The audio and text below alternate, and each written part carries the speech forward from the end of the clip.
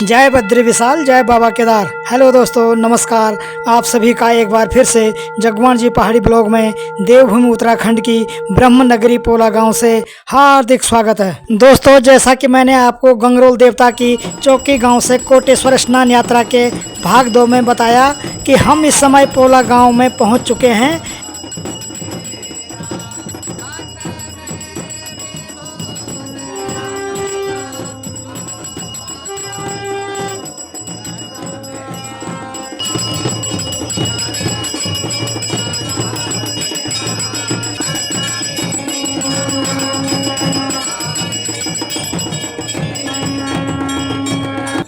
पोला गांव में देवता का भव्य स्वागत किया गया। हालांकि गांव में बहुत कम लोग ही रहते हैं, परंतु फिर भी जो लोग तिलवाड़ा आदि जगहों पर रहते हैं देवता के आगमन पर गांव में पहुंच चुके थे और बहुत ही श्रद्धा के साथ उन्होंने देवता का स्वागत किया।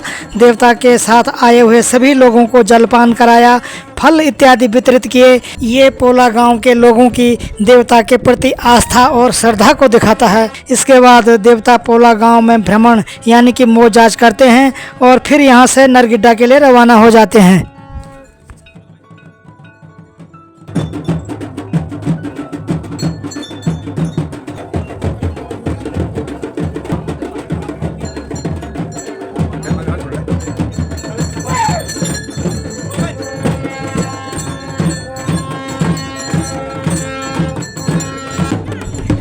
नरगिड्डा एक छोटा सा कस्बा है। यहाँ पर लगभग 7-8 परिवार रहते हैं और नरगिड्डा ग्राम सभा चौकी बरसिल के अंतर्गत ही आता है।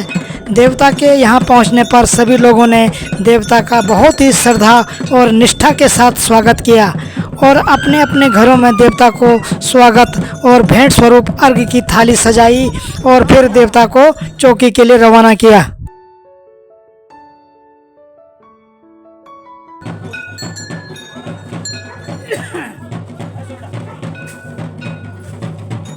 इधर नरगिड्डा से चौकी गांव की सीमा में पहुंचने पर चौकी गांव की सभी महिलाएं और बच्चे आधे रास्ते में देवता के स्वागत के लिए आते हैं और देवता के साथ आए लोगों के लिए पीने का पानी इत्यादि लेकर आते हैं और देवता के पहुंचने पर जयकारों के साथ देवता का स्वागत करते हैं।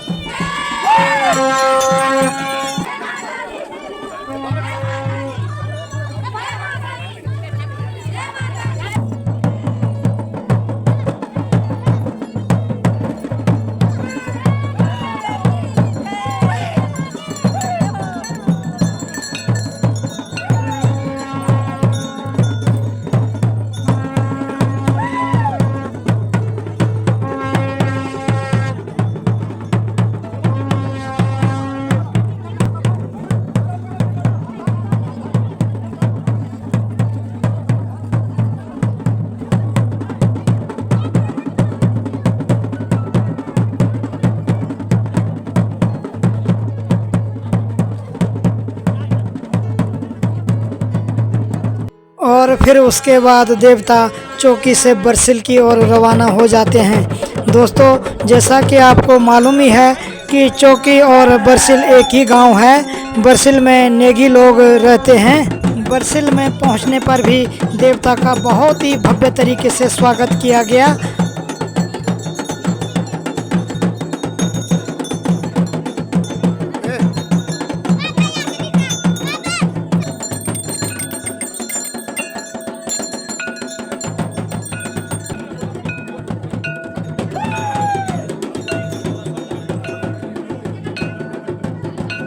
यहाँ पर देवता को बिठाया गया, देवता के साथ आए लोगों को जलपान कराया गया, सभी लोगों को फल और सूखे मेवे वितरित किए। बरसिल की सभी महिलाओं ने देवता के स्वागत के रूप में अर्घ्य की थाली सजाई और देवता को अर्घ्य लगाया। उसके बाद देवता की आरती की गई और फिर देवता बरसिल में मोजाज के लिए निकल गए। पूरे बरसिल गांव में भ्रमण के पश्चात देवता चौकी गांव में अपनी खली यानी कि चौक में पहुंच गए। यहां पहुंचने पर देवता के साथ आए सभी लोगों के पांव धोकर स्वागत किया गया और फिर देवता चौक में अपने स्थान पर विराजमान हो गए उसके बाद चौकी गांव की महिलाओं ने देवता को स्वागत के रूप में अर्घ की थाली सजाई और देवता को अर्घ लगाया।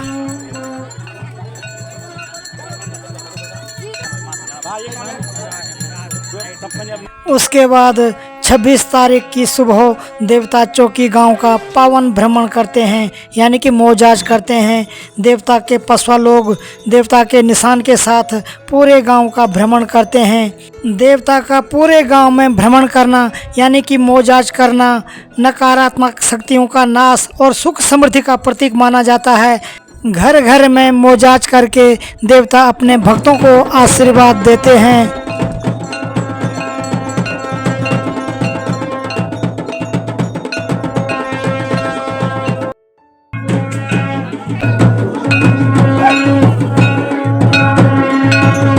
और फिर पूरे चौकी गांव में मौजाज करने के बाद देवता अपने थान की ओर चले जाते हैं। देवता के थान में पहुंचने पर सभी श्रद्धालु देवता के जयकारे लगाते हैं और देवता से आशीर्वाद प्राप्त करते हैं।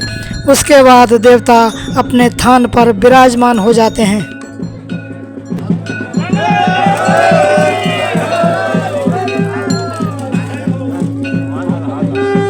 देवता के अपने थान पर विराजमान हो जाने के पश्चात गंगरोल देवता अपने भक्तों को दृष्टि, वाणी और संकेतों के माध्यम से आशीर्वाद देते हैं। सभी भक्तजन अपनी मनोकामनाएं देवता के चरणों में अर्पित करते हैं। इसके बाद हवन का आयोजन किया जाता है।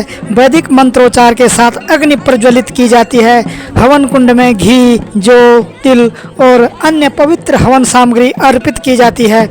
हर आहुति के साथ देवता से गांव, कुल और क्षेत्र की रक्षा एवं समृद्धि की प्रार्थना की जाती है और अंत में पूर्ण आहुति दी जाती है, जो इस संपूर्ण स्नान यात्रा और अनुष्ठान के सफल समापन का प्रतीक है।